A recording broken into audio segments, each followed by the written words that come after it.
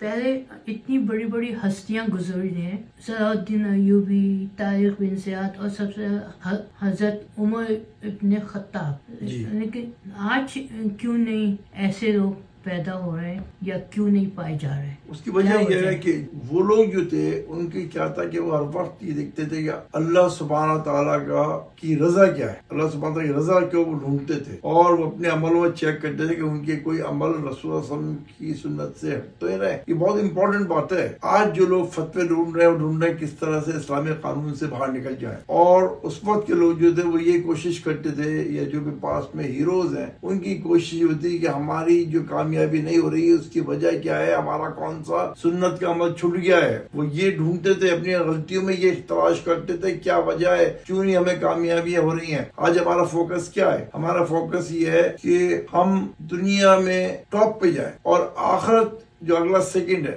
وہ اس کی ہمیں فکر نہیں ہے۔ اگر میں ڈگری لے رہا ہوں یا میرا کوئی بچہ لے رہا ہے، کوئی بھی ڈگری لے رہا ہے، اور لینے والا ڈگری جو ہے وہ ٹورانٹو یونیورسٹی میں ڈگری لیتے ہیں، اس کی جان نکال دی جاتی ہے، تو یہ تھوڑی ہوگا کہ خبر میں کہیں گے کہ یار یو ایف ٹی سے آیا ہے تو کہیں گے پاسپورٹ ہولڈر ہے، یہ نہیں ہوگا۔ تو ہماری جو کوشش ہونی چاہیے وہ یہ ہونی چاہیے کہ ہم وہ کریں جو اللہ سبحانہ تعالیٰ کا مان کرتا ہے، اور کیسے کریں؟ جیسے محمد صلی اللہ علیہ وسلم نے ہمیں بتایا۔ پھر آپ دیکھیے کیسے ایسے ہیرو پیدا ہوں گے۔